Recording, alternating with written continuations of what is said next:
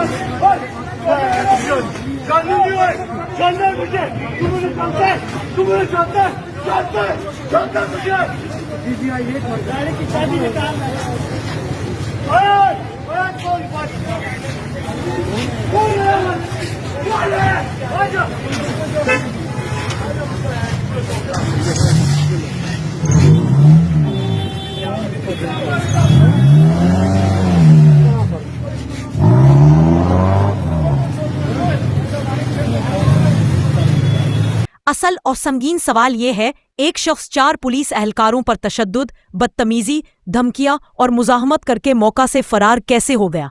क्या पुलिस एहलकार बेबस थे? क्या उन्हें कार्रवाई की इजाज़त नहीं थी? या फिर असल और रसूख के सामने पुलिस भी तमाशाई बन गई? अगर आज ये शख्स फौरन ना पकड़ा जाता तो कल कौन सा नया बहादुरी का कारनामा अंजाम देता? इस्लामाबाद पुलिस के लिए ये वाकया एक टेस्ट केस है।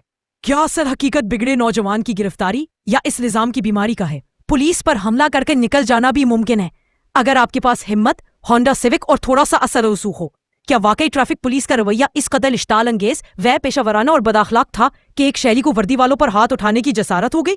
या फिर वही पुराना और तल्ख सच हमारे सामने खड़ा है कि इस मुल्क में कानून की ताकत सिर्फ कमजोर और बेअसर लोगों पर ही चलती है, जबकि असर और रसूख और चंद फोन कॉल्स रखने वाले लोग पुलिस, कानून और रियासत को अपनी जायदाद समझते हैं? वाकया बता रहा है कि या तो पुलिस ने अपनी जिम्मेदारी से समझौता किया, या फिर कानून की हुक्मरानी महज एक ड्रामा है जिसका स्क्रिप्ट कमजोर लोगों के लिए अलग और ताकतवर लोगों के लिए अलग लिखा जाता है।